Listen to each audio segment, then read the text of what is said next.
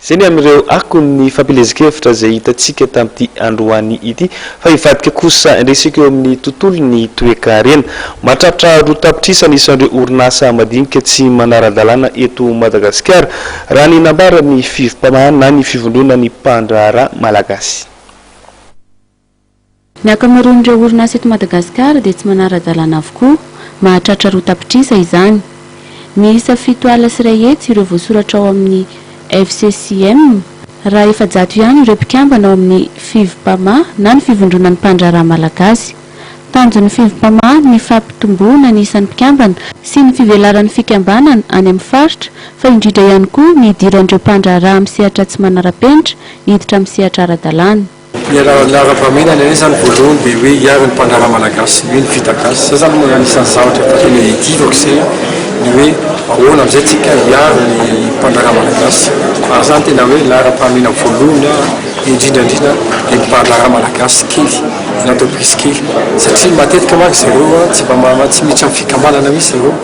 dia nefa ny tena tianay zao dia hoe ampiditra ireo mpandraharaha malagasy kely ireny nataontsika hoe PME hiditra amin'ny fivim-pamaha ary izahay zany tsy hoe hiaro fotsiny fa hoe hatramin'ny fifarana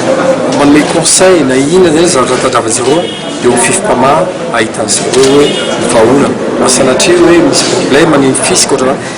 zany zany anisan'ny hoe fivim-pamaha fa tsy hoe miditra membre fotsiny anao nefa tsy hitanao akory tombontsoa zava-dehibe zay ary anisan'ny lara-paminana voalohany tandravinay koa anisan'ny zany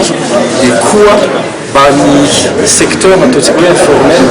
hoe tsy manara-dalàna zany mba hiditra amin'izay amin'ny secteur formal hoe secteur ara-dalàna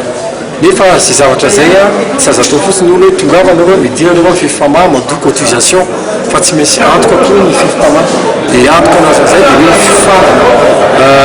manome conseil zany hoe tokony fazay facilité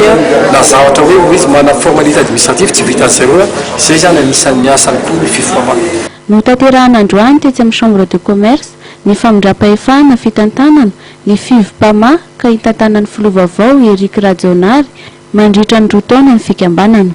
Notontosaina nandritra n'ity fotoana ity ihany koa ny fifidianana ireo mpikambana amin'ny filan-kevim-pitantanana ny fivim-pamaha 5 sy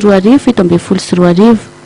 ny fikambanana dia mivohy ny fandraharana sy ny fiarina mifototra amin'ny fitiavan-tanindrazana ary manome lanja ny vita malagasy.